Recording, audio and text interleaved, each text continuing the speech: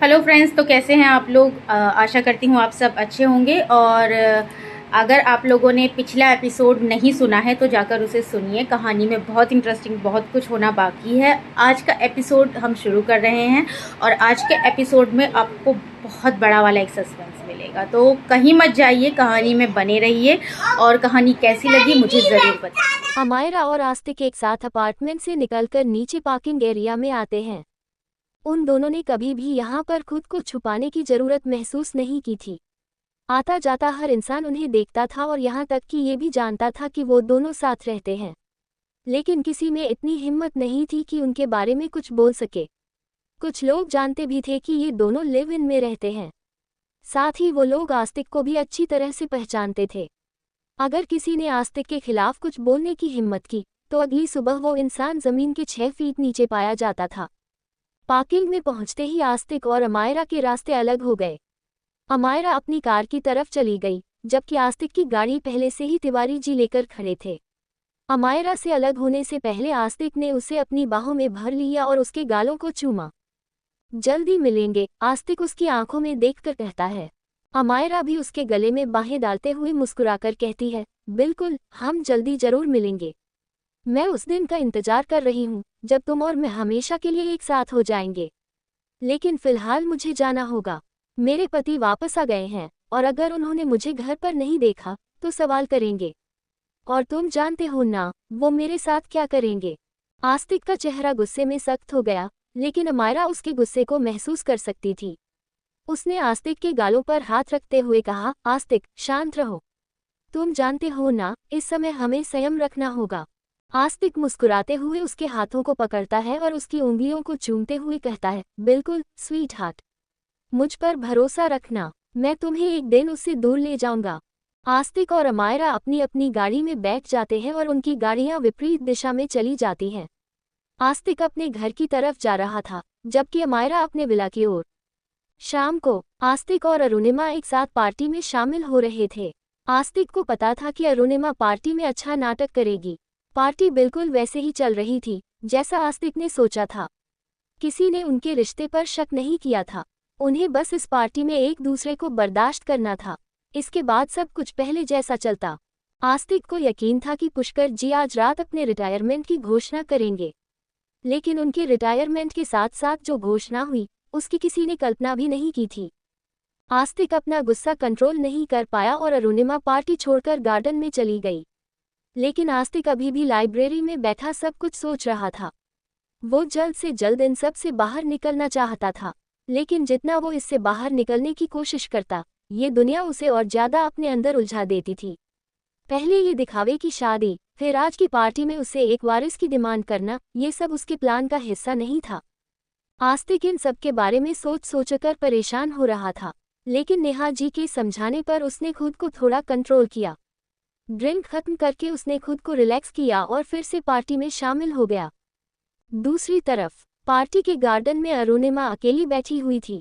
Party hall में जब पुष्कर जी ने उसके और आस्तिक के वारिस का जिक्र किया तो अरुणिमा एकदम दंग रह गई। उसका चेहरा लाल हो गया और दिमाग धुंधला हो गया। उसके चारों तरफ ताली बजाने की आवाजें सुनाई दे रही थी, लेकिन वो भी धीरे धीरे धीमी पड़ने लगी। अरुणिमा का दिमाग इतना ब्लैंक हो चुका था कि अब कोई आवाज उसके कानों तक नहीं पहुंच रही थी। अरुणिमा को अचानक से घुटन महसूस होने लगी।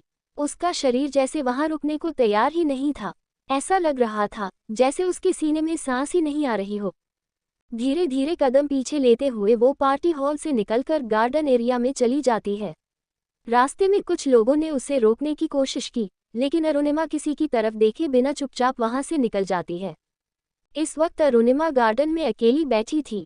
उसकी नज़र आसमान की तरफ थी। उसने धीरे से अपना हाथ उठाया और अपने पेट पर रख लिया। अचानक उसका पूरा शरीर जैसे एक कर्ट की लहर से भर गया। पेट की तरफ देखते हुए उसने कहा, ये कैसे पॉसिबल हो सकता है? एक बच्चा, मैं बच्चा कैसे पैदा कर सकती हूँ? ये नामुमकिन है। अरुणिमा अपने ही विचारों में गुम थी। तभी उसने आस्तिक के बारे में सोचा। वैसे उसे इस बात की कोई परवाह नहीं थी कि इस वक्त उसे कोई पार्टी में ढूंढ रहा होगा या नहीं, लेकिन वो अच्छी तरह जानती थी कि आस्तिक को बच्चे वाली बात पसंद नहीं आई होगी। वो तो अरुणिमा के साथ खड़ा रहना तक बर्दाश्त नहीं कर सकता, फैमिली प्लानिंग करना तो दूर की बात थी। दोनों ही अपनी शादी में खुश नहीं थे। दोनों बस एक दूसरे के साथ दिखावा कर रहे थे। ऐसे में एक दूसरे को स्वीकार करना और बच्चे के बारे में सोचना दोनों के लिए ही नामुमकिन था। डरते हुए अरुणिमा अपना फोन तलाशने लगती है। फ्लैशबैक की धुंधली यादों में खोई हुई उसने फोन निकाला और अपनी मां का नंबर डायल कर दिया। फोन की घंटी बजती रही, लेकिन किसी ने फोन नहीं उठाया। अरुणिमा की आंखों से आंसू बहने लगे। उसे इस वक्त अपनी मां की सबसे ज्यादा जरूरत थी। वो उनसे बात करना चाहती थी। लगातार चौथी बार फोन बजा, लेकिन इस बार भी किसी ने फोन नहीं उठाया। गुस्से में उसने फोन गार्डन की घास पर फेंक दिया। वो पागलों की तरह रो रही थी और इधर उधर देख रही थी। गार्डन में रोशनी तो थी, लेकिन कोई इंसान नहीं था। इस अकेलेपन में उसे और भी ज्यादा तन्हा और असहाय महसूस हो रहा था। कौन था उसके पास? वो सच में अकेली थी। उसके माता पिता ने शादी के बाद उससे कभी ठीक से बात नहीं की थी, न ही मिलने आए थे। आस्तिक ने उसे दूसरे घर में ले जाकर ऐसे छोड़ दिया था, जैसे वो कोई सजावट का सामान हो। रायचंद खानदान से क्या ही उम्मीद करती? जब उसका खुद का पति उसकी परवाह नहीं करता, तो और कौन करेगा? अरुणिमा के पास देखा जाए तो कुछ भी नहीं था। वो बिल्कुल अकेली थी। अचानक उसका सीना भारी हो गया। उसके दिल में तेज दर्द उठने लगा। रोते हुए उसने अपने सीने पर हाथ रखा और उसे सहलाने लगी। इस दर्द को वो बर्दाश्त नहीं कर पा रही थी। आखिर कोई उससे बच्चे की उम्मीद कैसे कर सकता है? हाँ, वो और आस्तिक शादीशुदा हैं। लोगों की नज़र में वो पति पत्नी हैं। ऐसे में अगर खानदान उनसे बच्चों की उम्मीद करता है, तो इसमें कुछ गलत नहीं। लेकिन वो दुनिया के सामने अपनी शादी की सच्चाई नहीं लाना चाहती थी। ये भी सिर्फ इसलिए क्योंकि आस्तिक चाहता था कि उनकी शादी का सच राज ही बना रहे। इतना तो वो आस्तिक को जानती थी कि अगर उसे बच्चा चाहिए भी होगा, तो वो अरुणिमा से नहीं होगा। क्योंकि आस्तिक ने कभी अरुणिमा को छुआ तक नहीं था। बिना छुए प्रेग्नेंट हो जाएगी। अरुणिमा कोई जादूगरनी थोड़ी ना है। अरुणिमा को पहले से पता था कि आस्तिक की जिंदगी में कोई दूसरी औरत है, और अगर उसे बच्चा चाहिए भी होगा, तो शायद वो उसे दूसरी औरत से होगा, अरुणिमा से नहीं। आस्तिक इस शादी से निकलना चाहता था, और अरुणिमा भी, लेकिन उनकी किस्मत में कुछ और ही लिखा था।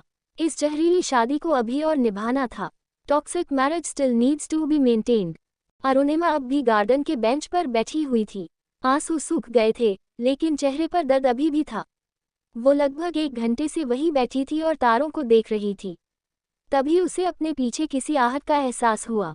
पीछे पलट कर देखा तो वेटर की वर्दी में एक लड़की खड़ी थी और उसकी तरफ देख रही थी। मैडम, आपके हस्बैंड ने मुझे आपको बुलाने के लिए भेजा है। अरुणिमा ने लड़की की बात सुनी, लेकिन उसे कोई खास हैरानी नहीं हुई। अगर आस्तिक उसे वापस पार्टी में बुला रहा है, तो इसका मतलब पार्टी अभी खत्म नहीं हुई है, और वो दोनों ही आज की पार्टी के सेंट्रल ऑफ अट्रैक्शन हैं। तुम जाओ, मैं आ रही हूँ, अरुणिमा ने लड़की से कहा।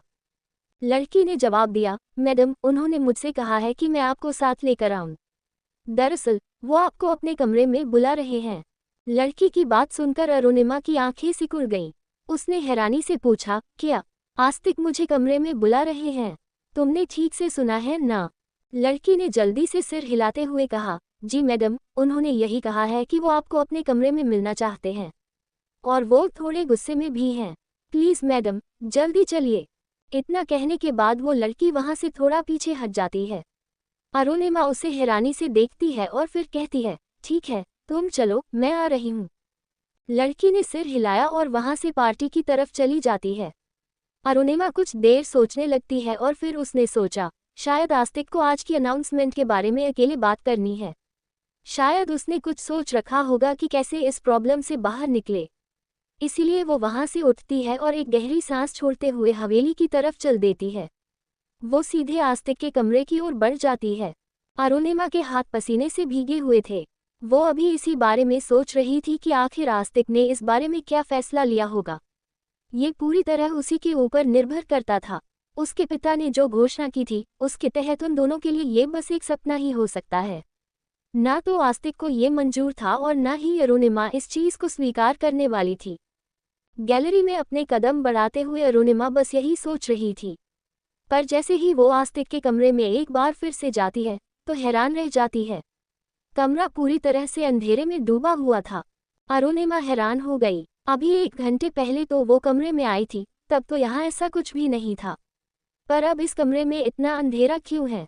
यही सोचते हुए अरुणिमा ने अपना हाथ स्विच बोर्ड की तरफ बढ़ाया। उसने दरवाजे के पीछे लगे स्विच बोर्ड की तरफ अपनी उंगलियां रखी ही थी कि अचानक से उसे अपनी बाजू पर एक जकड़न सी महसूस होती है। वो चौंक जाती है और इससे पहले कि वो कुछ हरकत कर पाती, उसे अपनी नाक पर एक कपड़ा महसूस होता है। उसी के साथ एक तेज गंध ने उसके दिमाग पर कब्जा कर लिया। किसी ने अरुणिमा की नाक पर क्लोरोफॉर्म लगाकर उसे बेहोश कर दिया था और देखते ही देखते अरुणिमा वही बेहोश होकर गिर जाती है। आस्तिक वापस पार्टी में आ गया था, लेकिन इस वक्त उसकी नज़र सिर्फ पुष्कर जी की तरफ थी, जो अभी भी अपने माफिया ग्रुप के साथ खड़े थे। इस बार वो काफी खुश नजर आ रहे थे।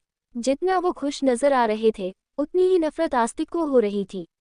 उसने अपने हाथों की मुट्ठियां कस ली थी और गुस्से में अपने पिता को देखते हुए मन ही मन कहा, एक बार फिर से आप जीत गए डेड। पर आस्तिक रायचंद ऐसा इंसान नहीं है जिसके साथ खेल खेला जा सके। आपने बहुत कंट्रोल कर लिया है मेरी जिंदगी को। अब से अपने डिसीजन मैं खुद लूंगा। आस्तिक के होठों के किनारे थोड़ा मुड़ गए और उसकी आंखों में अपने पिता के सबसे दर्दनाक अंजाम का मंजर आ गया, जिसे वो भविष्य में सच करने की कल्पना कर रहा था। नेहा जी आस्तिक के पास आती है और कहती है, अरुणिमा कहाँ है?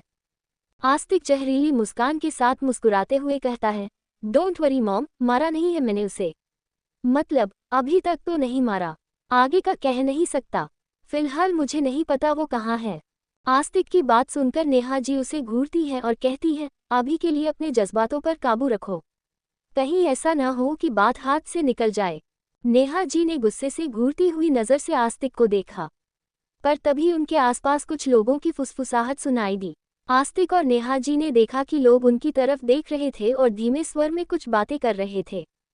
आस्तिक ने गुस्से में उन सब की तरफ देखा, तभी उसकी नज़र प्रोजेक्टर पर गई और जो उसने देखा उसने उसके माथे की नसें खींच दी और उसकी आंखें कठोर हो गईं। उसकी नाक गुस्से में भड़क रही थी क्योंकि प्रोजेक्टर पर एक वीडियो चल रही थी।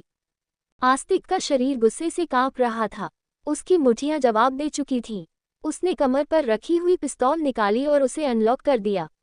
गुस्से में वो प्रोजेक्टर को देखते हुए बोला, ये लड़की आज अपनी जिंदगी पर पछताएगी। हिम्मत कैसे हुई इसकी मेरी इमेज खराब करने की? किसी की इतनी हिम्मत नहीं जो मुझ पर कीचड़ उछाल सके, लेकिन इस लड़की ने आज ये गलती कर दी।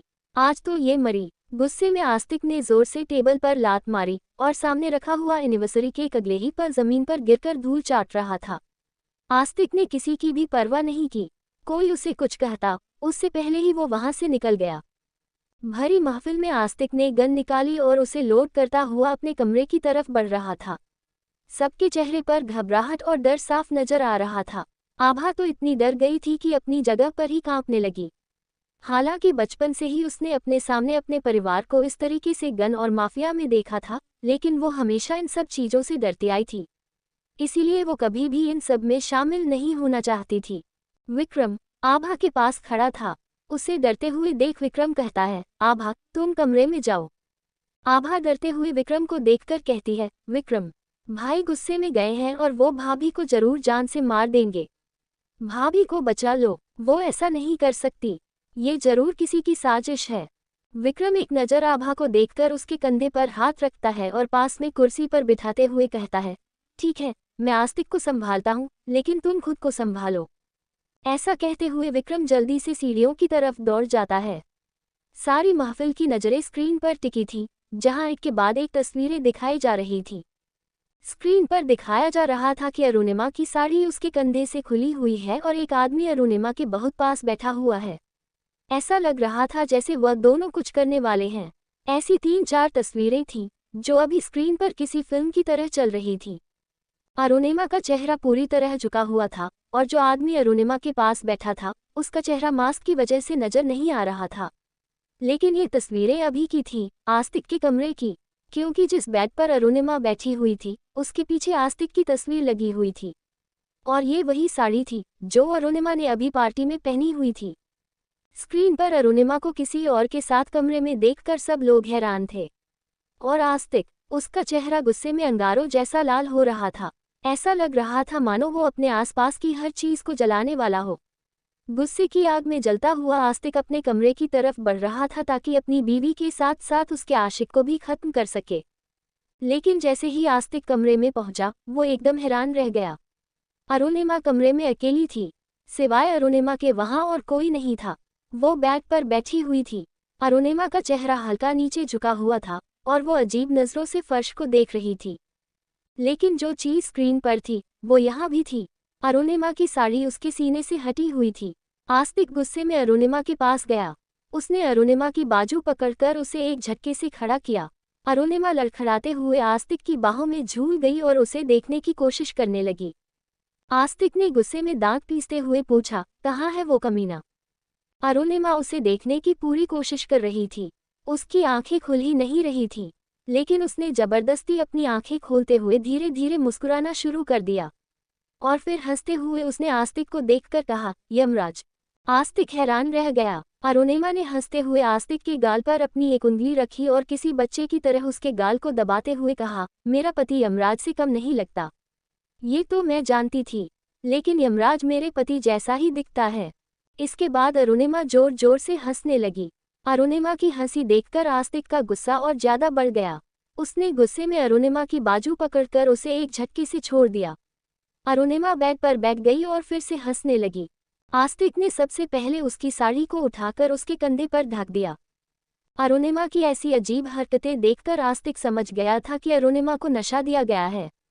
उसे इस बात का बिल्कुल अंदाजा नहीं था कि उसके आसपास क्या हुआ है और वो क्या कर रही है। पहले तो उसे अरुणिमा पर गुस्सा आ रहा था, लेकिन फिर उसे लगा कि किसी ने अरुणिमा का इस्तेमाल करके उसकी इमेज को खराब करने की कोशिश की है। अरुणिमा बेड पर हंसते हुए आस्तिक को देखकर कहती है, पतिदेव, आपसे एक बात कहूं। आस्तिक कमरे में गुस्से से इधर उधर देख रहा था ताकि उसे कुछ सुराग मिल सके, लेकिन अरुणिमा की बात सुनकर वो घूरती हुई नजरों से अरुणिमा को देखने लगा। अरुणिमा हंसते हुए आस्तिक को देखकर कहती है, पतिदेव, आपको देखकर एक बात समझ नहीं आती है। घटिया होना अलग बात है, लेकिन घटिया होने पर इंसान गर्व कैसे कर सकता है? आस्तिक गुस्से में अरुणिमा को देखता है और अगले ही पल अपनी गन को अरुणिमा की तरफ कर देता है। अरुणिमा को अभी भी होश नहीं था। वो पागलों की तरह हंसी जा रही थी। आस्तिक गुस्से में कहता है, अपनी जुबान बंद करो, वरना अभी के अभी तुम्हारी जान ले लूंगा मैं। तभी कमरे में विक्रम आ जाता है।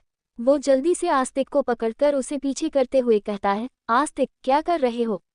होश में आओ। देखो, भाभी होश में नहीं है। तुम्हें दिख नहीं रहा है? उन्हें नशा दिया गया है और वो नशे की हालत में ये सब कर रही हैं। आस्तिक गुस्से में चिल्लाता है, इससे कहो अपनी जुबान बंद रखे, वरना मुझे 1 मिनट नहीं लगेगा इसकी जुबान बंद करने में। लेकिन अरुणिमा के ऊपर नशा फुल मूड में था। उसने अपनी जीभ बाहर निकालकर आस्तिक को चिढ़ाते हुए कहा, नहीं करूंगी अपनी जुबान बंद। ऐसा कहते हुए अरुणिमा किसी छोटे बच्चे की तरह आस्तिक को जीभ चिढ़ा रही थी और अजीब अजीब आवाजें भी निकाल रही थी।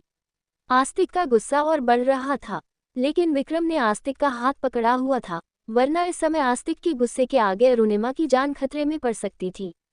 अब तक आभा और नेहा जी भी कमरे में आ चुकी थी। जब उन्होंने अरुणिमा को इस हालत में देखा तो वो भी हैरान रह गईं। आभा ने जल्दी से एक सर्वेंट को नींबू पानी लाने के लिए कहा और अरुणिमा के पास जाकर उसे संभालने लगी। नेहा जी ने आस्तिक को पकड़ा और उसे शांत करने की कोशिश की। आस्तिक गुस्से में चिल्लाया, इस लड़की से शादी करके मैंने अपनी जिंदगी बर्बाद कर ली है। अरुणिमा ने मुंह बनाते हुए जवाब दिया, तो तुमसे शादी करके मैं कौन सी हीरोइन बन गई हूँ? नेहा जी ने गुस्से में आस्तिक को पीछे धकेलते हुए कहा, आस्तिक, शांत रहो। वो नशे में है, तुम नहीं। नीचे पार्टी में बवाल हो चुका है। तुम्हारे डेट को ये हरकत बिल्कुल पसंद नहीं आई है और वो वहाँ मेहमानों को सफाई दे रहे हैं। नेहा जी ने विक्रम की तरफ देखकर कहा, विक्रम, इसे संभालो, मैं नीचे जाकर देखती हूँ। विक्रम ने सिर हिलाते हुए कहा, जी आंटी। नेहा जी ने एक नज़र अरुणिमा पर डाली, जो नशे में आभा के ऊपर लगभग गिरने वाली थी, और फिर कमरे से चली गई। लेकिन आस्तिक अभी भी गुस्से में अरुणिमा को ही देख रहा था। विक्रम ने आस्तिक को संभालते हुए कहा, आस्तिक, सिचुएशन को समझो। आस्तिक गुस्से में कमरे के इधर उधर देख रहा था। उसकी नजरें हर कोने में कुछ ढूंढ रही थीं। विक्रम को पता था कि वो क्या ढूंढ रहा है। इस बीच सर्वेंट नींबू पानी लेकर आ गया। आभा अरुणिमा को संभालते हुए उसे धीरे धीरे नींबू पानी पिलाने की कोशिश कर रही थी, लेकिन अरुणिमा बार बार आभा के हाथ झटक रही थी। सिर्फ आभा ही जानती थी कि इस वक्त अरुणिमा को संभालना कितना मुश्किल हो रहा था। आस्तिक और विक्रम कमरे में कुछ ढूंढ रहे थे। तभी आस्तिक की नज़र फूलदान में फूलों के बीच छिपे हुए एक हिडन कैमरे पर पड़ी। उसने गुस्से में कैमरा उठाया और अगले ही पल जमीन पर पटककर तोड़ दिया। आस्तिक गुस्से में चिल्लाया, कोई मेरी इमेज खराब करने की कोशिश कर रहा है और मैं उस इंसान को जान से मार दूंगा जिसने ये करने की हिम्मत की है। विक्रम ने टूटे हुए कैमरे को देखा और हैरानी से कहा, ये तो बहुत बड़ी बात है। तुम्हें किसी पर शक है? भाभी के साथ इस तरह की हरकत कौन कर सकता है, वो भी उन्हें नशे में लाकर? आस्तिक ने गुस्से में अपनी मुठ्ठियां कस ली थीं और वह गुस्से में टूटे हुए कैमरे को देखकर कहता है, वो जो कोई भी है, उसने गलत इंसान से पंगा लिया है। मैं ये तो नहीं जानता कि वो कौन है, लेकिन अरुणिमा के साथ जब उसकी तस्वीर और वीडियो प्ले हो रही थी तो मैंने उसके मास्क पर एक निशान देखा था।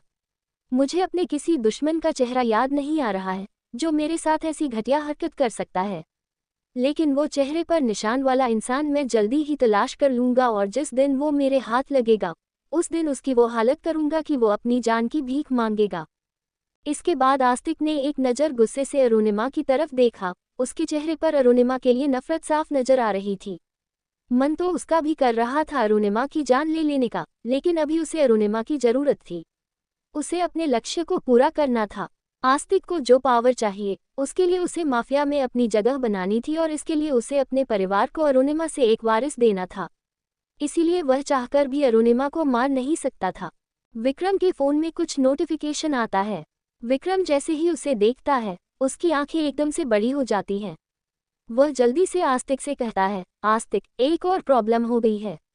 पार्टी में से किसी ने उसकी फोटो की वीडियो बनाकर सोशल मीडिया पर पोस्ट कर दी है और इस समय भाभी की फोटो पूरे सोशल मीडिया पर वायरल हो रही है। आस्तिक का गुस्सा वैसे ही भड़का हुआ था, ऊपर से विक्रम की बात ने उसके गुस्से में पेट्रोल का काम कर दिया। वह भटकती हुई निगाहों से विक्रम को देखकर कहता है, पता करो कि किसका तारानकन ने सोशल मीडिया पर उसकी फोटो डाली है। साला सबने खिलौना समझ रखा है क्या? कुछ दिन के लिए शांत क्या रहा, गीदड़ों को लगने लगा कि जंगल उनका है। लगता है अब समय आ गया है सबको बताने के लिए कि जंगल का असली राजा शेर होता है। आस्तिक की बात सुनकर अरुणिमा जोर से हंसने लगती है और अपनी जगह पर खड़ी होते हुए कहती है, जंगल का राजा शेर होता है, चल झूठे। आस्तिक अपनी धधकती हुई नजरों से अरुणिमा को देख रहा था। उसने खुद को किस तरीके से कंट्रोल किया हुआ था ये तो बस वही जानता था। अरुणिमा को आभा संभालने की कोशिश कर रही थी, लेकिन अरुणिमा आस्तिक को देखकर हंसते हुए कहती है, अरे जंगल का राजा शेर होता है, ये बात शेर को थोड़ी ना पता है। ये बात तो बस इंसानों को पता है, तो शेर को कौन बताया कि वह जंगल का राजा है? शेर को फर्क नहीं पड़ता कि वह जंगल का राजा है या नहीं, तो किसी को भी बना दो जंगल का राजा। शेर को कौन बताने जा रहा है? आज से जंगल का राजा मोर है। आभा, आज से जंगल का राजा मोर है, ऐलान कर दो। अरुणिमा किसी भाषण देने वाले नेता की तरह ऑर्डर दे रही थी। विक्रम तो एकदम हैरान हो गया था, जबकि आस्तिक गुस्से में अरुणिमा को घूर रहा था। आभा ने अपना सिर पीट लिया और जल्दी से अरुणिमा को बिठाकर उसे नींबू पानी पिलाने की कोशिश करने लगी ताकि उसका नशा कुछ कम हो। आस्तिक को पता था अगर वह थोड़ी देर और यहाँ रुका तो शायद अरुणिमा की हरकतें उसे इस हद तक पागल कर देंगी कि वह अरुणिमा की जान ले लेगा। इसीलिए वह जल्द से जल्द कमरे से बाहर निकल जाता है। वह अब यहाँ और नहीं रुकना चाहता था, इसीलिए उसने आभा से कहा कि सर्वेंट की मदद से अरुणिमा को गाड़ी में बिठा दे। वह बस यहाँ से जल्द निकलना चाहता था। पर जैसे ही आस्तिक सीढ़ियों से होता हुआ नीचे की तरफ आ रहा था, उसके रास्ते में बेला आ जाती है। बेला के चेहरे पर एक जहरीली मुस्कान थी और वह आस्तिक को देख रही थी। आज तक वैसे ही गुस्से में था, लेकिन वह बहस नहीं करना चाहता था। बेला ने हंसते हुए कहा, तुम्हें पता है भाई, इस समय पार्टी में हर कोई तुम्हारे बारे में बात कर रहा है। सबका यही कहना है कि शायद तुम अपनी बीवी को खुश नहीं कर पाते हो, इसलिए तुम्हारी बीवी अपनी खुशियां ढूंढने के लिए दूसरों के पास जाती है। आस्तिक ने एक घूरती हुई और खतरनाक नज़र से बेला को देखा तो बेला के चेहरे पर जो मुस्कान थी वह हल्की फीकी हो जाती है और वह डरते हुए कहती है, मैं तो बस वही बता रही थी जो लोग कह रहे हैं। आस्तिक ने गुस्से में बेला से कहा, मुझे नहीं पता कि किसने मेरे साथ धोखा करने की कोशिश की है, लेकिन वो जो कोई भी है मैं जल्दी उसके बारे में पता लगा लूंगा और उसे अपनी जान देकर मुझे उलझने की कीमत चुकानी पड़ेगी, चाहे वो कोई भी हो। आस्तिक ने ये भले से कहा था, लेकिन उसके शब्दों में चेतावनी और आंखों में एक खतरनाक इरादा नजर आ रहा था। बेला कांप जाती है, लेकिन हिम्मत करते हुए कहती है, भाई अब मुझ पर शक कर रहे हैं। आस्तिक ने पूछा, मुझे एक वजह बताओ कि मैं तुम पर शक करूं। बेला के पास इसका कोई जवाब नहीं था और उसने अपना चेहरा दूसरी तरफ करते हुए कहा, मैंने आपके लिए हमेशा अपनी वफादारी साबित की है भाई, और हम दोनों के बीच एक सौदा हुआ है जिसके लिए मैंने अपने सगे भाई के साथ धोखा किया है। आपको लगता है मैं ऐसा कुछ कर सकती हूँ? आस्तिक ने डेविल स्माइल के साथ कहा, हाँ, मुझे पता है कि तुमने मुझे वफादारी निभाने के लिए अपने सगे भाई के साथ धोखा किया है, पर जो लड़की अपने सगे भाई को नहीं छोड़ सकती उसे पर भरोसा करना बेवकूफ़ी होगी। अगर बात ऐसी है तो भरोसा तो अब हमें अरुणिमा पर भी नहीं है कि वो इस घर के वारिस को जन्म देने के लायक है। यह आवाज़ पीछे से आई थी और जब उन दोनों ने पीछे की तरफ देखा तो दोनों की आंखें एकदम से बड़ी हो जाती हैं। रुकिए रुकिए रुकिए, कहानी का बस एक भाग ही अभी आया है, अभी आगे की कहानी बाकी है। अरे भाई, इतना लंबा एपिसोड है तो मैं इसे इतने छोटे पार्ट में कैसे दे सकती हूँ? कहानी में इंटरेस्ट भी तो बना के रखना है ना। तो कहानी बहुत लंबी है, आपको आगे और भी इंटरेस्टिंग एपिसोड जानने को मिलेंगे। तो जल्दी से यहाँ तक की कहानी कैसी लगी मुझे कमेंट में बताइए, ताकि मैं आगे की कहानी के लिए और एक्साइटेड रहूँ। ऐसे में तो अब हमें भी तुम्हारी बीवी पर भरोसा नहीं करना चाहिए। मुझे नहीं लगता है कि भाई साहब अब अपने घर का वारिस किसी बदचलन औरत से चाहेंगे। अरुणिमा ने रायचंद परिवार के नाम और प्रतिष्ठा पर कीचड़ उछाला है, और उसके बाद क्या पता अगर वो प्रेग्नेंट हो भी जाए तो वो तुम्हारा बच्चा होगा भी या नहीं। हो सकता है किसी और के साथ। अपनी जुबान पर लगाम रखकर बात कीजिए चाची जी। कहीं ऐसा ना हो कि अरुणिमा के लिए ना सही लेकिन मेरी बीवी के कैरेक्टर को जज करने के लिए मेरे हाथों मेरे परिवार के किसी सदस्य का खून हो जाए। आस्तिक ने गुस्से भरी जुबान में चाची को देखते हुए कहा। इस समय उनके सामने कोई और नहीं बल्कि आस्तिक की चाची थी। ये चाची रिश्ते में चेतन और बेला की मौसी लगती थी। ये बेला की माँ की दूर की रिश्तेदार थी। अपनी बहन की मौत के बाद उन्होंने अपनी बहन के बच्चों को संभालने के लिए आस्तिक के चाचा से शादी कर ली थी। लेकिन शादी के कुछ सालों बाद ही आस्तिक के चाचा का एक हार्ट अटैक से निधन हो गया। इन मोहतरमा का नाम है खुशबू रायचंद। ये आस्तिक की चाची और चेतन व बेला की मौसी लगती हैं। खुशबू जी की अपनी कोई संतान नहीं थी। उन्होंने हमेशा चेतन और बेला की परवरिश में ही अपना सारा ध्यान लगाया है। वो इस घर में सिर्फ आग में घी डालने का काम करती थी, इसीलिए ज़्यादातर इस घर से बाहर ही रहा करती थी। उन्हें हमेशा लगता था कि चेतन और बेला को वो हक नहीं मिला जो उन्हें मिलना चाहिए था, इसीलिए वो हमेशा इन दोनों के हक के लिए खड़ी रहती थी। आस्तिक और अरुणिमा की शादी में वो अकेली ऐसी शख्स थी जो इस शादी के खिलाफ थी, और ये कभी भी मौका नहीं छोड़ती थी आस्तिक या उसके परिवार के किसी एक को ताने मारने का। सब लोग इनके कड़वे व्यवहार से वाकिफ थे, इसीलिए कोई भी इनके साथ उलझना नहीं चाहता था। खुशबू मौसी गुस्से में बेला के पास आ जाती है और बेला घूरते हुए मौसी को नज़रों से चुप रहने का इशारा करती है। लेकिन खुशबू मौसी पीछे कहाँ रहने वाली थी। उन्होंने अपने हाथ बांधते हुए कहा, मुझे क्यों चुप करवा रही हो? जो सच है वही तो कह रही हूँ। वो लड़की मुझे शुरू से ही पसंद नहीं थी इस घर की बहू के रूप में, लेकिन पता नहीं क्यों सबको किया भूत सवार था जो उसे घर की बहू बना दिया। अब देखो उसने क्या किया है। इस घर का मान सम्मान प्रतिष्ठा सबको एक मिनट में धूल में मिला दिया है। अरुणिमा के बारे में आपको फिक्र करने की कोई ज़रूरत नहीं है चाची जी। उसके लिए मैं बैठा हूँ, और मेरी बीवी इस घर को वारिस देगी या नहीं ये फैसला मेरा और मेरी बीवी का होना चाहिए। वैसे देखा जाए तो इस घर के वारिस के लिए आप और किससे उम्मीद लगा सकती हैं? आस्तिक ने ये बात खुशबू मौसी को ताना मारते हुए कही। उनका चेहरा गुस्से में सख्त हो गया था। वो घूरती हुई नज़रों से आस्तिक को देख रही थी और गुस्से में उन्होंने आस्तिक से कहा, भाई साहब इस चीज़ के लिए कभी राजी नहीं होंगे। तुम्हारी बीवी एक बदचलन लड़की है और सबके सामने उसके रंगरलियों की फुटेज चल रही है। इतने सालों से तुम्हारे परिवार ने जो इज्जत समाज में कमाई थी तुम्हारी बीवी ने वो सारी गवा दी है, और भाई साहब इस बात से बहुत नाराज़ होंगे। देखना वो कभी भी तुम्हारी बीवी से इस घर का वारिस देने की उम्मीद नहीं करेंगे। इस घर के वंश को अगर कोई आगे बढ़ाएगी तो वो है मेरी बहू अरुणिमा आस्तिक रायचंद। ये आवाज़ पुष्कर जी की थी जो गलियारे में गूंज गई। उनकी कड़क आवाज़ सुनकर सब लोग पीछे की तरफ देखते हैं जहां पर पुष्कर जी और नेहा जी साथ में आ रहे थे। नेहा जी को देखकर खुशबू मौसी की आंखों में नफरत साफ नजर आ रही थी। वो शुरू से ही इस औरत से नफरत करती थी, लेकिन इस समय नेहा जी पावर में थी इसलिए वो कुछ नहीं कर पा रही थी। पुष्कर जी वहां आते हैं और सबको अपनी घूरती हुई नज़रों से देखना शुरू करते हैं। ये आप क्या कह रहे हैं भाई साहब? बाहर जो फुटेज चल रहा है उसके बाद भी आप इस बात की उम्मीद कैसे कर सकते हैं कि अरुणिमा हमारे घर को वारिस दे सकती है? अगर ये कोई मजाक है तो बहुत घटिया मजाक है, मौसी जी ने नफरत से उन दोनों को देखते हुए कहा। लेकिन पुष्कर जी की आवाज का दम ऐसा था कि वो वहां के माहौल को शांत करवाने के लिए काफी था। उन्होंने घूरती हुई नजरों से खुशबू मौसी को देखा और कहा, तुम्हें लगता है कि अपने परिवार के अगले वंश के लिए मैं मजाक करूंगा? लेकिन भाई साहब, आप अरुणिमा से वारिस की उम्मीद कैसे कर सकते हैं? आपने देखा नहीं, वो लड़की किसी गैर मर्द के साथ आस्तिक के कमरे में किस हालत में थी? मौसी किसी भी हाल में मानने को तैयार नहीं थी और अरुणिमा पर इल्जाम लगाए जा रही थी। लेकिन पुष्कर जी ने अपनी छड़ी जोर से जमीन पर पटकी। उसके बाद किसी की कुछ कहने की हिम्मत नहीं हुई। आस्तिक के चेहरे पर गुस्सा जरूर था, लेकिन अपने पिता के सामने उसने भी अपनी आवाज बंद रखी। बेला तो पुष्कर जी के वहां आते ही खामोश हो गई थी। हाँ, देखा मैंने वीडियो, जो सबने देखा, लेकिन क्या तुमने नहीं देखा कि अरुणिमा को नशा दिया गया था? वो होश में नहीं थी। ये बात उस वीडियो में साफ साफ दिखाई दे रही थी। तुम्हें लगता है खुशबू मैं बेवकूफ़ हूँ? इतनी बड़ी कंपनी, इतनी बड़ी प्रॉपर्टी और माफिया का बिजनेस मैंने क्या अंताक्षरी खेलते हुए बनाया है?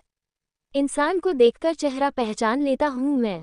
मेरे अपने घर में कितने सांप और कितने अजगर बैठे हुए हैं मुझे अच्छी तरह से पता है। लेकिन अगर मैं सबकी सच्चाई पर से पर्दा उठाने शुरू कर दूं तो रायचंद परिवार एक दिन में बिखर जाएगा। इसीलिए अगर रिश्ते बचाने के लिए खामोश रहना पड़े तो इसमें बुराई क्या है? और जहां तक बात रही अरुणिमा की, तो मैं कोई बेवकूफ़ नहीं हूं जो राह चलते किसी लड़की से आस्तिक की शादी करवा दूं। अरुणिमा के बारे में मैं अच्छी तरह से जानता हूं। वो जितनी मासूम और भोली है उतनी ही समझदार भी है। ऐसी बेवकूफ़ी भरी हरकत वो खुद से नहीं करेगी। वीडियो में साफ साफ पता चल रहा था कि उसे नशा दिया गया है। अरुणिमा ने आज तक शराब को हाथ भी नहीं लगाया है। ये बात सब जानते हैं। पुष्कर जी ने सबके मुंह पर ताले लगाते हुए ये बात कही। लेकिन खुशबू मौसी को अभी भी चैन नहीं था। उन्होंने घूरती हुई नजरों से पुष्कर जी को देखकर कहा, लेकिन भाई साहब, सिर्फ आपको भरोसा है, इसीलिए तो आप इतना बड़ा रिस्क ले रहे हैं। क्या भरोसा है कि वो लड़की आपके वंश को आगे बढ़ाने के लिए सही है या नहीं? और क्या गारंटी है कि अगर वो प्रेग्नेंट हुई तो ये बच्चा आस्तिक का ही होगा? नेहा जी को अब गुस्सा आने लगा था। उन्होंने अपने गुस्से को जितनी मुश्किल से कंट्रोल कर रखा था, उतना ही खुशबू मौसी ने उसे बाहर निकालने पर तुली हुई थी। उन्होंने गुस्से में खुशबू मौसी की तरफ देखते हुए कहा, बहुत हो गया खुशबू, अपनी जुबान बंद करो। हमने तुम्हें यहाँ अपनी खुशियों में शामिल होने के लिए बुलाया था, लेकिन तुम तो यहाँ आकर हमारी ही बहू पर इल्जाम लगा रही हो। इल्जाम नहीं लगा रही हूँ भाभी, सवाल कर रही हूँ, क्योंकि ये घर मेरा भी है और इस घर पर मेरा भी उतना ही हक है। मैं यहाँ सिर्फ चेतन और बेला की मौसी नहीं हूँ, बल्कि आपकी देवरानी भी हूँ। रायचंद परिवार की बहू हूँ मैं, और इस हक से कह रही हूँ कि एक ऐसी लड़की जिसने हमारे परिवार की मान प्रतिष्ठा को मिट्टी में मिला दिया है, वो इस घर के वारिस को कैसे जन्म दे सकती है? तो तुम क्या चाहती हो खुशबू? अगर अरुणिमा नहीं तो फिर हमें वारिस कौन देगा? जहाँ तक मुझे पता है, चेतन इस लायक नहीं है कि बच्चा पैदा कर सके। खुशबू मौसी के हाथों की मुट्ठियां कस गईं। उन्होंने घूरती हुई नजरों से आस्तिक को देखा, जिसके चेहरे पर डेविल स्माइल थी और वो अपनी आंखों से ही मौसी को चैलेंज कर रहा था। मौसी ने गुस्से में अपना चेहरा दूसरी तरफ कर लिया और कहा, चेतन बहुत जल्दी ठीक हो जाएगा। वो दवाएं ले रहा है और अपना इलाज भी करवा रहा है। देखना, वो जल्दी ठीक हो जाएगा। और आप तो जानते हैं ना भाई साहब, हाई स्कूल तक उसे कुछ भी नहीं हुआ था। वो बिल्कुल ठीक था, फिर पता नहीं कैसे क्या, कब, क्यों, इन सब से मेरा कोई लेना देना नहीं है। खुशबू, तुम इस घर की बहू हो, इसे हमने कभी नकारा नहीं है। मेरे छोटे भाई के गुजरने के बाद भी मैंने तुम्हें वही सम्मान और जगह दी है जो उसकी पत्नी का होना चाहिए। लेकिन इसका मतलब ये नहीं है कि तुम मेरी बहू पर उंगली उठाओगी। अरुणिमा का चयन मैंने बहुत सोच समझकर किया है। और चलो ठीक है, मान लिया कि चेतन अपना इलाज करवा रहा है, तो तुम बताओ वो कब तक ठीक होगा? कितना समय लगेगा उसे ठीक होने में? उसके बाद शादी का छोड़ो, क्या गारंटी है कि वो ठीक होने के बाद वारिस देने के लायक रहेगा? कहो खुशबू, गारंटी दे सकती हो। लेकिन भाई साहब, खुशबू मौसी ने कुछ और कहने के लिए अपनी जुबान खोली ही थी कि आस्तिक बीच में आ गया। उसने अरुणिमा का बचाव करते हुए खुशबू मौसी को देखा और कहा, मौसी जी, आपको नहीं लगता कि आप इस बात को कुछ ज्यादा ही बढ़ा रही हैं?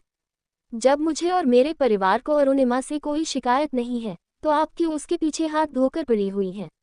ऐसा तो नहीं कि उसके बच्चा पैदा करने से या न करने से आपका कोई फायदा या नुकसान हो। वैसे भी आपको चेतन के इलाज पर ध्यान देना चाहिए, न कि मेरी बीवी के ऊपर। उसे संभालने के लिए मैं हूँ, और जहाँ तक मुझे पता है मेरी बीवी इतनी बेवकूफ़ नहीं है कि शादीशुदा होते हुए भी किसी गैर मर्द के साथ रिश्ता रखे। दादा बिल्कुल सही कह रहे हैं। वो वीडियो में साफ दिखाई दे रहा था कि अरुणिमा को नशे की चीज़ देकर कमरे में ले जाया गया था, वरना अरुणिमा ऐसी हरकत कभी नहीं कर सकती। जब मुझे मेरी बीवी पर भरोसा है तो फिर आप क्यों सबको उसके खिलाफ भड़काने की कोशिश कर रही हैं? बेला ने खुशबू मौसी का हाथ पकड़कर पीछे खींचते हुए कहा, मौसी, जब इन लोगों को कोई प्रॉब्लम नहीं है तो आप क्यों उनके बीच में बोल रही हैं? वैसे भी अरुणिमा भाई से प्रेग्नेंट हो या किसी और से, ये उनका पर्सनल मैटर है, इसमें आपको पढ़ने की जरूरत नहीं है। चलिए, वैसे भी चेतन भाई काफी देर से नजर नहीं आ रहे हैं, चलकर उन्हें ढूंढते हैं। ऐसा कहते हुए बेला खुशबू मौसी को खींचते हुए अपने साथ ले जाती है, लेकिन नेहा जी की आंखों में जो नफरत थी वो साफ नजर आ रही थी। उन्होंने अपने हाथों की मुट्ठियां कस ली थीं। आस्तिक अपने पिता की तरफ देखते हुए कहता है, मैं घर जा रहा हूँ, इतने सब के बाद मैं पार्टी में और नहीं रुक पाऊंगा। पुष्कर जी गहरी सांस छोड़ते हुए कहते हैं, ठीक है, तुम अरुणिमा को लेकर घर जाओ, रात काफी हो गई है। वैसे भी मैं पार्टी खत्म करने की अनाउंसमेंट करने ही वाला था, पर वीडियो की वजह से कुछ लोगों को सफाई देना जरूरी हो गया। तुम फिक्र मत करो, उन्हें मैं देख लूंगा, फिलहाल अरुणिमा को संभालो। आस्तिक हाँ में सर हिलाते हुए वहां से निकल जाता है। वो पीछे के गेट से वापस पार्किंग एरिया में जाता है तो देखता है कि अरुणिमा अभी भी नशे में है और आभा उसे संभाले खड़ी है। तिवारी जी गाड़ी का दरवाजा खोलकर खड़े हैं, लेकिन अरुणिमा गाड़ी में बैठने के लिए नाटक कर रही है। आस्तिक अरुणिमा और आभा के पास पहुंचता है, जो गाड़ी के दरवाजे के पास खड़ी थी, लेकिन अरुणिमा अपने कदम दरवाजे तक बढ़ा ही नहीं रही थी। भाभी, प्लीज बैठ जाए ना, आपको भाई के साथ घर जाना है। अगर मैं तुम्हारे भाई के साथ गई ना तो वो मुझे घर नहीं सीधे यमराज के पास भेजेगा, वो भी भैंस खुद ड्राइव करके। अरे मत भेजो मुझे बिस्ट के साथ, अरुणिमा ने नशे की हालत में खुद को खींचते हुए कहा। तुम्हें मैं बिस्ट नजर आता हूँ? आस्तिक अरुणिमा के ठीक पीछे खड़ा था। अरुणिमा रुक जाती है और आभा की आंखें एकदम बड़ी हो जाती हैं। अरुणिमा ने डरते हुए पीछे की तरफ देखा और सामने आस्तिक को देखकर अपने चेहरे की घबराहट छुपाते हुए लंबी सी मुस्कान के साथ पूरी बत्ती सी चमकाते हुए बोली, अरे पतिदेव, आप यहाँ खड़े हैं। आस्तिक ने अपना हाथ अपनी पैंट की जेब से निकाला और अरुणिमा की कलाई पकड़कर उसे अपने करीब करते हुए आभा से कहा, तुम जाओ, रात काफी हो गई है, जाकर आराम करो, सुबह तुम्हें ऑफिस जाना है। आभा डरते हुए हाँ में सिर हिलाती है और एक नज़र अरुणिमा को देखकर वहां से चली जाती है, लेकिन उसे जाता हुआ देखकर अरुणिमा के चेहरे पर घबराहट आ गई, क्योंकि अब वो आस्तिक के साथ अकेली थी। आस्तिक ने घूरती हुई नज़र से ड्राइवर तिवारी को देखकर कहा, तुम भी जाओ, गाड़ी मैं खुद ड्राइव करूंगा। अपने मालिक की आवाज़ सुनकर तिवारी कुछ नहीं बोल पाया। उसने हाँ में सिर हिलाया और गाड़ी की चाबी आस्तिक को देकर वहां से चला गया। अब वहां सिर्फ आस्तिक और अरुणिमा खड़े थे।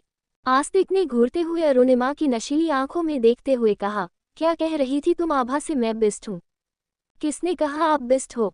मैंने तो बिल्कुल भी नहीं कहा, आपने गलत सुना होगा, आपके कान बज रहे होंगे। मैं तो आभा से ये कह रही थी कि कहाँ है तुम्हारे हैंडसम से भैया जो मुझे अपनी गोद में उठाकर गाड़ी तक ले जाएंगे, अरुणिमा ने मासूमियत से कहा। आस्तिक उसे घूरते हुए बोला, क्या कहा तुमने? मैं तुम्हें गोद में उठाकर गाड़ी तक ले जाऊंगा।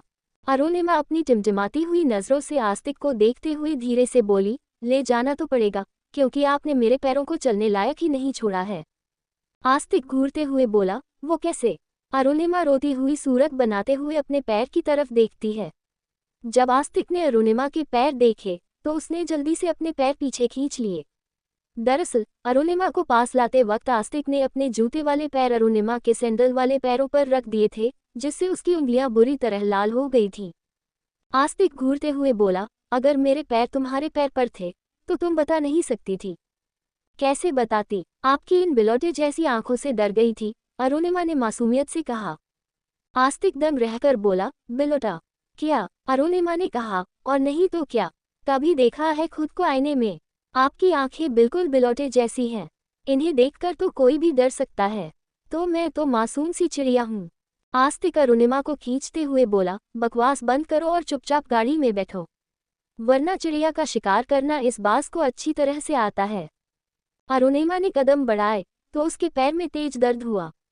वो चिल्लाते हुए बोली, मैं नहीं चल सकती, आपने अपने इस लेदर के जूते से मेरे पैर कुचल दिए हैं। आस्तिक गुस्से में अरुणिमा को घूरता है और अगले ही पल उसे कंधे पर उठा लेता है। अरुणिमा हैरान रह जाती है, वो इसके लिए तैयार नहीं थी, लेकिन आस्तिक अब समय बर्बाद नहीं कर सकता था। वो अरुणिमा को लेकर गाड़ी तक गया और पिछला दरवाजा खोलकर उसे गाड़ी के अंदर धकेल दिया। अरुणिमा गाड़ी में लेट गई थी और गाड़ी इतनी बड़ी थी कि वो पीछे की सीट पर आराम से फैल गई। आस्तिक ड्राइविंग सीट पर बैठा, गाड़ी स्टार्ट की और बैक मिरर से अरुणिमा को देखते हुए मन ही मन गुस्से में बोला, आज तक किसी के लिए ऐसा नहीं किया, लेकिन इस लड़की ने मुझे ड्राइवर बना दिया। इसका बदला तो लेकर ही रहूंगा। बस ये होश में आ जाए, फिर आज रात जो कुछ इसने किया है उसका पूरा हिसाब चुकाऊंगा। वो अरुणिमा को लेकर घर पहुंचा। अरुणिमा गाड़ी में ही सो गई थी। उसे होश भी नहीं था कि आस्तिक उसे कब घर लेकर आ गया। घर पहुंचकर आस्तिक ने अरुणिमा को अपनी गोद में उठाया और लिविंग रूम के सोफे पर पटक दिया। वो उसे उसके कमरे में नहीं ले गया। फिर उसने जूली और रोजी को अरुणिमा के पास छोड़कर अपने कमरे में चला गया। उसने एक बार भी पीछे मुड़कर अरुणिमा को देखा तक नहीं। अरुणिमा बेहोशी की हालत में सोफे पर ही सोती रही। अगली सुबह जब अरुणिमा की आंख खुली तो उसने देखा कि जूली और रोगी के साथ साथ नीरज, आस्तिक का पर्सनल असिस्टेंट, भी खड़ा था। नीरज ने अपने बैग से एक टैबलेट निकालकर अरुणिमा की तरफ बढ़ाते हुए कहा, मैडम, ये दवाई खा लीजिए। अरुणिमा हैरान होकर अपने मन में बोली, मैं तो कल रात पार्टी में थी ना, फिर मैं घर कैसे आई? उसे कुछ भी याद नहीं आ रहा था। आखिरी बात जो उसे याद थी वो ये कि वो गार्डन में बैठी थी। तभी उसके सिर में तेज दर्द होने लगा। वो सिर पकड़कर सोफे पर बैठ गई। नीरज ने दवाई रखते हुए कहा, मैडम प्लीज ये दवाई खा लीजिए, आपका हैंगओवर उतर जाएगा।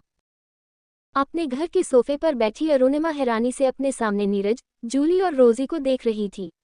उसका सर दर्द से फटा जा रहा था और उसे कुछ भी याद नहीं आ रहा था। वो हैरानी से नीरज की तरफ देखती है, जो उसकी तरफ एक दवाई बढ़ाते हुए कहता है, मैडम प्लीज आप इसे खा लीजिए, इससे आपका हैंगओवर उतर जाएगा। अरुणिमा को कुछ भी याद नहीं आ रहा था। तभी उसकी नज़र अपने हाथ पर गई। उसका हाथ इस समय उंगलियों के निशान से लाल हो चुका था। उसकी कलाई पर उंगलियों के गहरे निशान थे और ये साड़ी भी वैसी नहीं थी जैसी वो कल रात पहन कर गई थी।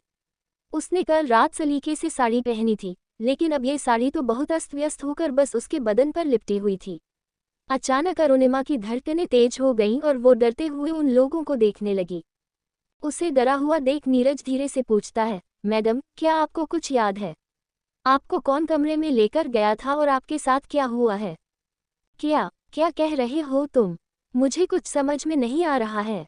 साफ साफ बताओ, तुम कहना क्या चाहते हो? अरुणिमा डरते हुए नीरज से सवाल करने लगती है। नीरज उसकी घबराहट देखकर पहचान जाता है कि अरुणिमा को नशे की वजह से कुछ भी याद नहीं है। नीरज ने अरुणिमा को देखते हुए कहा, मैडम आपको कोई नशीली चीज दी गई थी जिसकी वजह से आप बेसुध हो गई थी। उसके बाद कोई आपको आपके कमरे में ले गया और फिर आपके साथ कुछ अजीब तस्वीरें खींचकर सोशल मीडिया पर पोस्ट कर दी हैं। इसकी वजह से बॉस की इमेज बहुत खराब हुई है। अरुणिमा का मुंह खुला का खुला रह गया। वो अच्छी तरह से जानती थी कि आस्तिक के लिए उसकी रेपुटेशन कितनी मायने रखती है। उसने कई बार घर के नौकरों से सुना था कि अगर कोई भी आस्तिक की रेपुटेशन और छवि को खराब करना चाहता है तो आस्तिक उस इंसान को जान से मार देता है, चाहे वो इंसान आस्तिक के लिए कितना ही इम्पोर्टेंट क्यों ना हो। यही सोच सोचकर अरुणिमा का शरीर जकड़ने लगा था। वो डरते हुए नीरज की तरफ देखने लगी। इस वक्त उसे इतना डर लग रहा था कि वो आस्तिक का सामना करने से बेहतर अपनी जान दे दे। वो डरते हुए नीरज से पूछती है, क्या आस्तिक ने वो फुटेज देखी है? जी मैडम, सिर्फ बॉस ने नहीं, कल रात पार्टी में सबने वो फोटोज देख ली हैं। अरुणिमा की धड़कनें अचानक से रुकने को हो गई थीं। वो डर से बुरी तरह कांप रही थी। उसे ऐसे दिखाया गया था जैसे वो कोई प्रोस्टिट्यूट हो। ये सिर्फ आस्तिक का नाम खराब नहीं कर रहा था, बल्कि अरुणिमा की गरिमा को भी चोट पहुंचा रहा था। लेकिन नीरज ने अरुणिमा को पूरी बात समझाते हुए कहा, मैडम उस फुटेज को किसी ने इंटरनेट पर वायरल कर दिया है। वैसे बॉस इसके बारे में पता लगाने की पूरी कोशिश कर रहे हैं कि इसे इंटरनेट पर किसने पोस्ट किया। कुछ ही घंटों में ये चीज़ इंटरनेट से हटा दी जाएगी। अरुणिमा की सांसें तेज हो रही थीं। वो अचानक हिचकियां लेने लगी। उसकी आंखें आंसुओं से भर गई थी और उसका दिल इतनी बुरी तरह से झगड़ रहा था कि वो अपनी जगह से हिल भी नहीं पा रही थी। नीरज, जूली और रोजी उसे ऐसे देखकर घबरा गए थे। रोजी ने जल्दी से कहा, मैडम, क्या आप ठीक हैं? क्या मैं आपके लिए पानी लाऊं? रोजी भागते हुए किचन में गई और एक गिलास पानी लाकर अरुणिमा को दिया। अरुणिमा कांपते हुए हाथों से पानी का गिलास उठाती है और उसे पीने लगती है, लेकिन वो पानी पी कम रही थी और गिरा ज्यादा रही थी। वो याद करने की कोशिश करती है कि कल रात क्या हुआ था, लेकिन उसे बस इतना याद आ रहा था कि वो आस्तिक के कमरे में गई थी। उसके बाद उसे कुछ भी याद नहीं आ रहा था। वो बहुत कोशिश कर रही थी पर उसे ये तक याद नहीं आ रहा था कि कमरे में किसके साथ थी और उसके साथ क्या हुआ। जैसा कि नीरज ने बताया, उसके मुताबिक सिर्फ अरुणिमा के कैरेक्टर पर ही उंगली नहीं उठाई गई थी, बल्कि रायचंद परिवार भी अपमानित हुआ था। अरुणिमा घबराते हुए पानी पी ही रही थी कि तभी उसकी नज़र सीढ़ियों पर पड़ी। ब्लैक पैंट और शर्ट में आस्तिक अपनी बाजुओं को फोल्ड किए हुए सीढ़ियों से नीचे उतर रहा था। उसके बाल हल्के बिखरे हुए थे, जैसे वो अभी सोकर उठा हो। आस्तिक को देखकर अरुणिमा का डर और ज्यादा बढ़ गया। वो घबराई हुई नजरों से आस्तिक को देखने लगी, लेकिन आस्तिक का चेहरा बिल्कुल भावहीन था। अरुणिमा को समझ ही नहीं आ रहा था कि आस्तिक गुस्से में है या नहीं, क्योंकि उसके चेहरे पर नाराजगी के कोई लक्षण नजर नहीं आ रहे थे। वो बिल्कुल नॉर्मल लग रहा था, जैसे हमेशा दूसरों के सामने रहता है। अरुणिमा के पास आकर आस्तिक उसे देखते हुए कहता है, ठीक हो? लेकिन अरुणिमा इतनी ज्यादा डर गई थी कि वो आस्तिक के सवालों का जवाब भी नहीं दे पा रही थी। उसका मन कर रहा था कि इस वक्त यहाँ से कहीं भाग जाए। अरुणिमा घबराते हुए हाँ में सर हिलाती है, लेकिन उसी वक्त आस्तिक ने अपने दोनों हाथ जोर से टेबल पर मारते हुए कहा, अगर तुम ठीक हो तो तुम्हें याद होगा कि कल रात तुम्हारे साथ कौन था? किसके साथ थी तुम कल रात कमरे में? अरुणिमा के हाथों से पानी का गिलास छूट जाता है और वो एकदम डर से कांप जाती है। वो जल्दी से ना में सर हिलाते हुए कहती है, मुझे कुछ भी याद नहीं है। मुझे नहीं पता कि मेरे साथ क्या हुआ है। मेरा यकीन करो, मैंने कुछ भी नहीं किया है। लेकिन अगले ही पल आस्तिक ने गुस्से में अरुणिमा की कलाई पकड़ ली और उसे अपने साथ खींचकर कमरे की तरफ ले जाने लगा। अरुणिमा एकदम डर जाती है। वो रास्ते में आने वाली हर चीज को पकड़ने की कोशिश करती है ताकि खुद को बचा सके, लेकिन आस्तिक के सामने वो सब चीजें सिर्फ खिलौने जैसी थी।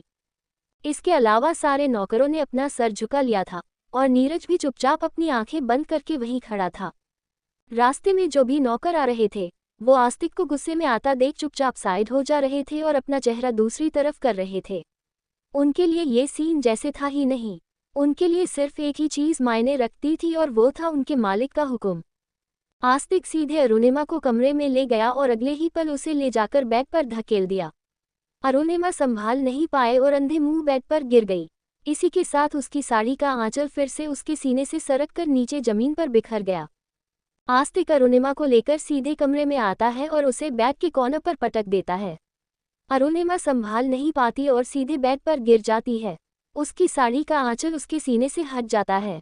वो डरते हुए बेड के ऊपर बैठ जाती है और अपनी कांपती हुई आवाज में आस्तिक से कहती है, नहीं आस्तिक, मैंने कुछ भी नहीं किया है। मेरा यकीन करो, मैंने सच में कुछ नहीं किया। तुम्हें याद है हमारी शादी की रात मैंने तुमसे क्या कहा था? याद है या मैं फिर से याद दिलाऊं? आस्तिक ने ये बात इतनी जोर से कही थी कि अरुणिमा अपनी जगह पर ही सिकुड़ गई। उसकी चिल्लाने की आवाज से अरुणिमा ने अपने दोनों घुटने मोड़कर अपना चेहरा उनमें छुपा लिया। उसकी आंखों से आंसू तेजी से बह रहे थे। आस्तिक अरुणिमा के पास आता है और ठीक उसके सामने खड़े होकर सवाल करने लगता है, मुझे मत मारो, मैंने कुछ नहीं किया है। प्लीज मुझे चोट मत पहुंचाना। मैं सच कह रही हूँ, मुझे इस बारे में कुछ भी नहीं पता। अरुणिमा रोते हुए खुद को चोट न पहुंचाने की गुहार लगा रही थी। तभी आस्तिक ने गुस्से में उसका चेहरा अपने हाथों में लिया और उसे घुटनों से उठाकर अपनी तरफ कर लिया। अरुणिमा डरती हुई नजरों से आस्तिक को देखने लगी। आस्तिक की लाल आंखें इस वक्त इतनी भयानक लग रही थीं कि अरुणिमा की हिम्मत नहीं हो रही थी कि वो उसकी नजरों से नजर मिला सके। लेकिन आस्तिक ने उसके दोनों गालों को कसकर पकड़ लिया और उसे अपनी तरफ देखने पर मजबूर किया। जवाब दो, तुम्हें याद है कि हमारी शादी की रात मैंने तुमसे क्या कहा था? ये आखिरी बार है जब मैं तुमसे पूछ रहा हूँ अरुणिमा। मैं अपनी बात बार बार नहीं दोहराऊंगा। आस्तिक ने गुस्से में धमकी भरे अंदाज में चेतावनी दी। अरुणिमा का पूरा बदन सुन्न हो गया था। उसके हाथ पैर और चेहरा सब ठंडे पड़ गए थे। वो खुद को रोक नहीं पा रही थी। उसकी आंखों से आंसू इस तरह बह रहे थे जैसे उसके शरीर से प्राण निकल रहे हों। अरुणिमा ने काश की अपनी आंखें बंद की और आस्तिक के सवालों पर गौर करने लगी।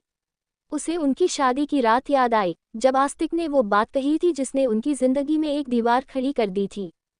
जिस दिन आस्तिक अरुणिमा को शादी करके रायचंद मेंशन लेकर आया था, उसी दिन वो उसे वहां अकेला छोड़कर चला गया था।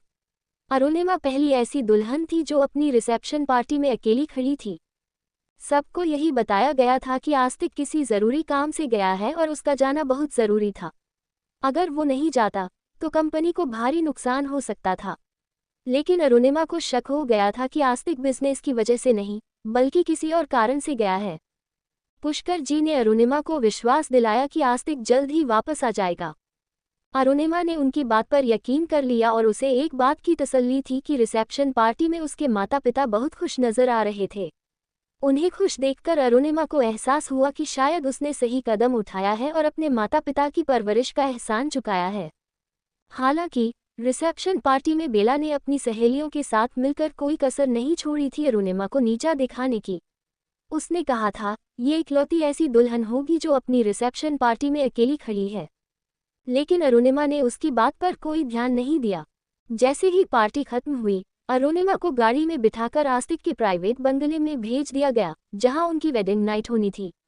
नेहा जी ने यही बताया था कि उनकी फर्स्ट नाइट आस्तिक के बंगले में ही होगी और आस्तिक अपना काम खत्म करके सीधे वहां आएगा। अरुणिमा की एक कॉलेज फ्रेंड, जो उसकी सबसे अच्छी दोस्त थी, अवनी, और सिर्फ वही इकलौती ऐसी लड़की थी जिसे ये पता था कि अरुणिमा का देव के साथ पहले एक रिश्ता रह चुका है। देव के साथ रिश्ते से बाहर निकलने में और आस्तिक के साथ एक नई जिंदगी शुरू करने में अवनी ने ही अरुणिमा को समझाया था, क्योंकि वो हमेशा अपनी दोस्त का भला चाहती थी। अरुणिमा के आस्तिक के बंगले में जाने से पहले अवनी ने उसे एक हॉट और ट्रांसपेरेंट नाइटी दी थी, जो कि आज की रात को खास बनाने वाली थी। उसने स्पेशली कहा था कि इसे ही पहनकर आस्तिक के सामने जाना। अरुणिमा को पहले तो ये सब बहुत अजीब लगा, लेकिन जिस तरह से अवनी ने उसे समझाया, उसी तरह अरुणिमा ने खुद को भी समझा लिया कि आस्तिक उसका पति है और अब पूरी जिंदगी उसे आस्तिक के साथ ही इस रिश्ते में रहना है। अपने गुजरे कल को भूलकर उसे आस्तिक के साथ एक नई जिंदगी शुरू करनी है, और इसके लिए ये सब करना जरूरी था। अवनी द्वारा दी गई अजीबोगरीब नाइटी को आखिरकार अरुणिमा ने पहन ही लिया, लेकिन उसने एक शॉल से खुद को ढक लिया, क्योंकि वो इस कपड़े में काफी अनकंफर्टेबल महसूस कर रही थी। लेकिन फिर भी अरुणिमा ने ये किया, क्योंकि वो इस शादी के साथ ईमानदार थी और उसने खुद से वादा किया था कि अपनी शादी को सफल बनाएगी। बंगले में पहुंचकर अरुणिमा अपने कमरे में जाती है। वो हैरान रह जाती है, क्योंकि ये आस्तिक का कमरा नहीं था। उसे एक अलग कमरे में रखा गया था, और ये बहुत साधारण सा कमरा था। ना तो इसमें कोई सजावट थी और ना ही कुछ हिस्सा जो ये दिखा सके कि आज उनकी पहली रात है। अरुणिमा ने सोचा कि शायद रायचंद मेंशन इसके लिए तैयार किया गया होगा, इसलिए आस्तिक ने इस घर को सजाया नहीं होगा। वैसे भी अरुणिमा ने मन में सोचा कि ये अब उसका ही घर है, तो क्या फर्क पड़ता है अगर ये सजा है या नहीं। उसने इस बात पर ज्यादा गौर नहीं किया। वो तैयार होकर कमरे में बैठी हुई थी और आस्तिक का इंतजार करने लगी। बैठे बैठे ही वो बेड के कोने में टिककर कब सो गई, उसे पता ही नहीं चला। और जब दरवाज़ा खुलने की आवाज़ आई, तब जाकर उसे एहसास हुआ कि आस्तिक कमरे में आ चुका है। वो उसके इंतजार में ही सो गई थी। वो तुरंत उठकर खड़ी हो जाती है और आस्तिक को देखती है। आस्तिक कमरे में दाखिल होता है और उसकी काली आभा से पूरे कमरे का माहौल अचानक से डरावना महसूस होने लगता है। पता नहीं क्यों, आस्तिक को अपने सामने देखकर अरुणिमा कांपने लगती है। उसने जैसे ही आस्तिक की उन भूरी आंखों में देखा, न जाने क्यों आस्तिक को अपने करीब आते हुए देखकर उसके अंदर एक अजीब सा डर पैदा हो गया। और सबसे ज्यादा हैरानी की बात तो ये थी कि वो आस्तिक की आंखों में अपने लिए घृणा के भाव देख रही थी। आस्तिक की वो तिरस्कार भरी आंखें अरुणिमा को चुभ रही थी, और अरुणिमा ने देखा कि आस्तिक के हाथों में एक वाइन की बोतल है, जिसे पीता हुआ वो कमरे में दाखिल हो रहा है। अरुणिमा बेड के कोने में खड़ी थी और आस्तिक कमरे के दूसरे कोने में जाकर खड़ा हो गया। अरुणिमा पर डर इतना ज्यादा हावी हो गया था कि वो पीछे जाने लगी, लेकिन 2 कदम के बाद ही पीछे दीवार आ गई और अरुणिमा के पास अब जाने के लिए जगह ही नहीं बची थी। आस्तिक ने वाइन का एक घूंट लिया और बोतल को पास ही रख दिया। न जाने क्यों अरुणिमा को आस्तिक से घबराहट हो रही थी और डर भी लग रहा था, जबकि अब तक आस्तिक ने कुछ नहीं किया था और उनकी कोई बात भी नहीं हुई थी। आस्तिक धीरे धीरे कदमों से अरुणिमा के पास आया। अरुणिमा डरते हुए आस्तिक को देख रही थी, उसका पूरा शरीर कांप रहा था। उसने मजबूती से अपने श्रग को पकड़ रखा था। सो माय डियर वाइफ, चलो कुछ चीजें आज क्लियर कर देते हैं, आस्तिक ने बोलना शुरू किया। अरुणिमा हैरानी से उसे देख रही थी। आस्तिक ने उसे ऊपर से नीचे तक घूरकर देखा और फिर एक तिरस्कार भरी नज़र से चेहरा फेरते हुए कहा, बंद दरवाजे के पीछे हम दोनों अजनबी हैं और इससे ज़्यादा कुछ भी नहीं। सिर्फ लोगों और परिवार के सामने तुम मेरी बीवी की तरह पेश आ सकती हो। इसके अलावा अकेले में कभी भी मुझसे रिश्ता बनाने की कोशिश मत करना। आस्तिक ने अपनी बात खत्म की और अरुणिमा हैरानी से उसे सुनती रही। उसने अभी अभी क्या कहा? क्या उसने ये कहा कि उन दोनों का एक कमरे में कोई रिश्ता नहीं है और अरुणिमा बस दुनिया के लिए नामात्र उसकी बीवी है? अरुणिमा ने हैरानी से आस्तिक को देखते हुए कहा, मैं कुछ समझी नहीं, आप कहना क्या चाहते हैं? तभी आस्तिक ने अपना एक हाथ जोर से दीवार पर मारा। अरुणिमा बुरी तरह से कांप गई और कसकर अपनी आंखें बंद कर लीं। आस्तिक ने गुस्से में अरुणिमा के चेहरे की तरफ देखते हुए कहा, मैं दुनिया में सिर्फ 3 चीज़ों से प्यार करता हूँ और वो 3 चीज़ें ही मेरी जिंदगी हैं। पहली है मेरी इमेज, दूसरी है मेरी पावर और प्रॉपर्टी और तीसरी है मेरा लक्ष्य जिससे तुम्हारा कोई लेना देना नहीं। समझी माय डियर वाइफ? आस्तिक अपने जीवन की 3 सबसे अनमोल चीज़ों के बारे में बताते हुए अपने दूसरे हाथ से अरुणिमा की ठुड्डी पकड़कर उसका चेहरा अपनी तरफ करता है। अरुणिमा डरते हुए आस्तिक को देखने लगती है। उसकी आंखें डर से पूरी तरह भरी हुई थीं और आस्तिक उसके चेहरे पर ये डर देखकर मुस्कुरा रहा था।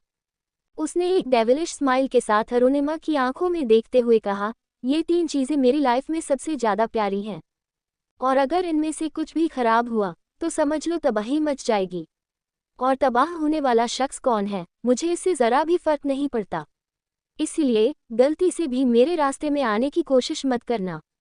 ये कमरा तुम्हारा है और सिर्फ ये कमरा ही तुम्हारा रहेगा, वो भी तब तक जब तक तुम यहाँ हो।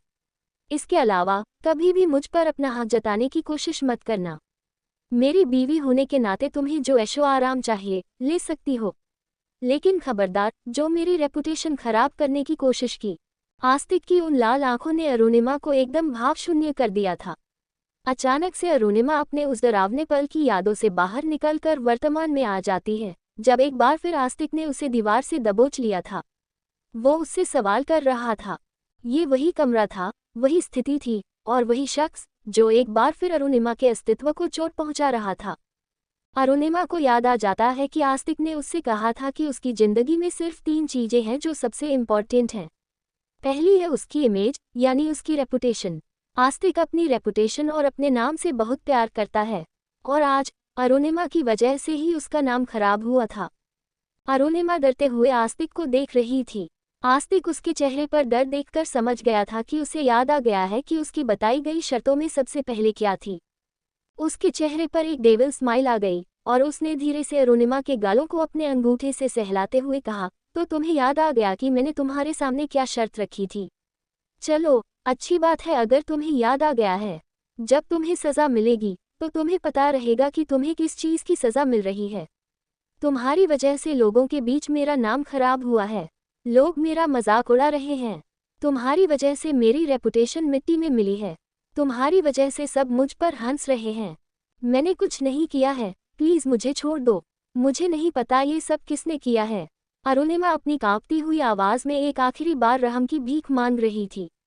हालांकि उसे पता था कि आस्तिक रहम दिखाने वालों में से नहीं है। आस्तिक शैतानों की तरह हंसने लगा और उसकी हंसी ने कमरे में और ज़्यादा दहशत का माहौल बना दिया। उसने अरुणिमा को डरते हुए देखा और अपनी डरावनी आवाज़ में कहा, तुम्हें छोड़ दूँ? तुम्हें कैसे छोड़ सकता हूँ जान? तुम मेरी बीवी हो, हमारी शादी हुई है। वो क्या कहते हैं, हाँ 7 जन्मों का साथ वाला साथ है हमारा। 7 जन्म छोड़ो, 7 साल भी नहीं हुए हमारी शादी को। इतनी जल्दी तो नहीं छोड़ने वाला हूँ मैं तुम्हें। अभी मुझे तुम्हारी ज़रूरत है और तुम ऐसा कैसे सोच रही हो कि मैं तुम्हें नुकसान पहुँचाऊँगा? अगर मुझे ऐसा कुछ करना ही होता तो उस वीडियो के सामने आते ही तुम्हारी जान ले लेता। लेकिन तुम अब तक जिंदा हो, सांस ले रही हो, वरना मन तो मेरा बहुत किया था कि तुम्हें जान से मार दूं। पर फिलहाल तुम्हें नुकसान पहुंचाने का आइडिया मुझे ड्रॉप करना पड़ा क्योंकि अभी मुझे तुम्हारी ज़रूरत है। अरुणिमा एकदम दंग रह गई आस्तिक की बात सुनकर। आस्तिक ने अरुणिमा की बाजू पकड़कर उसे कोने में बैठा दिया। अरुणिमा हैरानी से उसे देखती रह गई। आस्तिक ने उसकी साड़ी उठाए और लपेटते हुए उसके कंधे पर रख दी। फिर उसने अरुणिमा के बिखरे हुए बालों को धीरे धीरे अपनी उंगलियों से संवारना शुरू किया। अरुणिमा उसे हैरानी भरी नजरों से देख रही थी। आस्तिक मुस्कुराते हुए अरुणिमा को देख रहा था, लेकिन उसकी मुस्कुराहट में कुछ ऐसा राज छिपा था जिसे अरुणिमा समझ नहीं पा रही थी। आस्तिक एक पल के लिए साइको इंसान की तरह हरकतें कर रहा था। अभी अभी वो अरुणिमा पर चिल्ला रहा था, उसके कैरेक्टर पर उंगली उठा रहा था, और अगले ही पल बिल्कुल शांत होकर उसे संवारने लगा। अरुणिमा उसे साइको की तरह हैरानी भरी नजरों से देख रही थी। आस्तिक उसके बालों को सही करते हुए कहता है, आज रात तैयार रहना। अरुणिमा की आंखें छोटी हो जाती हैं और वो हैरानी से आस्तिक को देखने लगती है। आस्तिक अपनी डेविल स्माइल को और गहरी करते हुए कहता है, हमारी फर्स्ट नाइट नहीं हुई है। तुम्हारी भी कुछ इच्छाएं होंगी जो अधूरी रह गई होंगी, तभी तो तुम कहीं भी चली जाती हो। एक मर्द होने के नाते मैं तुम्हारी इच्छाओं को समझ सकता हूँ। वो क्या है ना, जवानी में अगर ये सब ना मिले तो रात में नींद नहीं आती। पर तुम फिक्र मत करो, आज रात मैं तुम्हारी सारी इच्छाएं और ख्वाहिशें पूरी कर दूंगा, वो भी इस तरीके से कि तुम कभी किसी और के पास नहीं जा पाओगी। आज रात अच्छे से तैयार रहना। Get ready well tonight for our wedding तो नाइट। दोस्तों, आज का एपिसोड यहीं ख़त्म होता है। आस्तिक और अरुणिमा की कहानी, आपको ये वाला भाग कैसा लगा मुझे कमेंट में ज़रूर बताइए। अभी तक सब्सक्राइब नहीं किया है तो जाइए पहले सब्सक्राइब कीजिए। ऐसे और बहुत सारे वीडियोज़ आएंगे, ऐसे और बहुत सारे आपको कहानी सुनने को मिलेगी। मेरे पास बहुत सारी कहानियाँ हैं और अगर आप लोगों का सपोर्ट रहा तो मैं वो सारी कहानियाँ यूट्यूब पे ज़रूर लाऊंगी। Thank you.